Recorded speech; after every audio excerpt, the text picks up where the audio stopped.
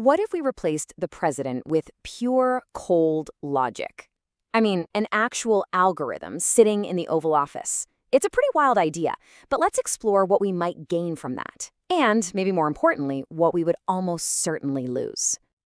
It sounds like something straight out of science fiction, right? But this thought experiment really gets to the heart of what we expect from a leader. Do we just want flawless efficiency, or is there something more human that we need? Let's imagine a scenario. Okay, picture this. It's the year 2040.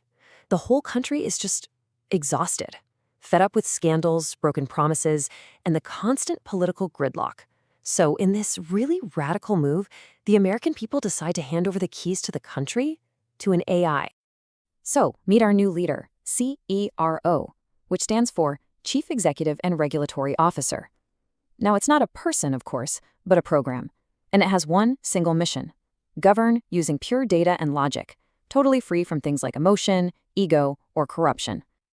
So, how on earth would this actually work? I mean, how does an AI take millions of different competing desires and turn them into a single logical policy? Let's break down how it's supposed to operate. The process itself is surprisingly simple. First, every single citizen defines their top 10 priorities. They call them their 10 pillars. This could be anything, from tax cuts to environmental protection. Then, C.E.R.O. just vacuums all of that up, plus billions of other data points, to find the single best path forward. And here is the absolute key to the whole system.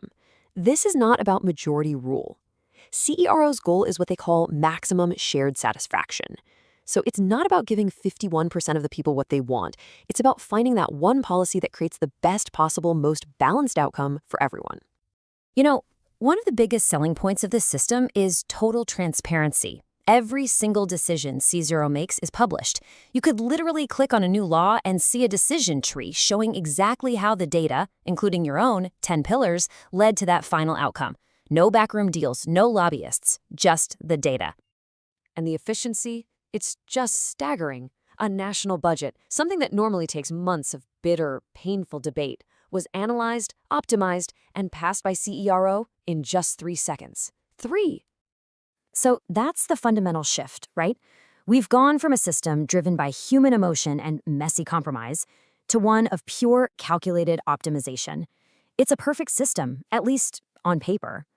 Because as you can probably guess, it wasn't long before the first cracks started to show up in this digital utopia. And it turns out, a system that gets rid of human flaws might just have some much deeper, more dangerous flaws of its own. The root of the problem is something called data bias. See, C.E.R.O. itself was designed to be perfectly unbiased, but the data it learned from, that wasn't. It was trained on our world, with all of our historical inequalities and prejudices just baked right into the numbers.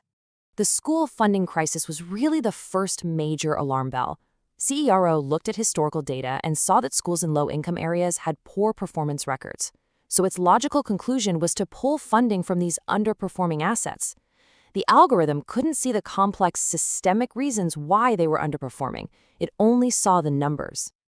And that led to this absolutely devastating critique. The decision was arithmetically fair, but it was humanly unjust. It was a perfectly logical move that ended up trapping already marginalized communities in a cycle of underfunding. But hey, a logical flaw was one thing. The experiment truly started to come apart when the nation faced crises that just couldn't be solved with an equation, crises that needed not just a brain, but a soul. The first huge test came with an international hostage crisis. This wasn't about data. This was about the human chess game. It required trust, nuance, and the ability to read someone's intentions. And C.E.R.O. failed. Big time. An algorithm can't look another leader in the eye and make a sincere promise. It can't bluff or build a personal rapport. It only knows calculation. And in a delicate human crisis like that, that's just not enough. This difference became even more obvious after a massive natural disaster. C.E.R.O.'s response was to analyze. It delivered flawless damage reports and compensation plans. But a human leader's first goal is to console. At that moment, people didn't need a calculator. They needed comfort. C.E.R.O. delivered the numbers, but it couldn't deliver a soul. And this brings us to the final verdict on the algorithm president.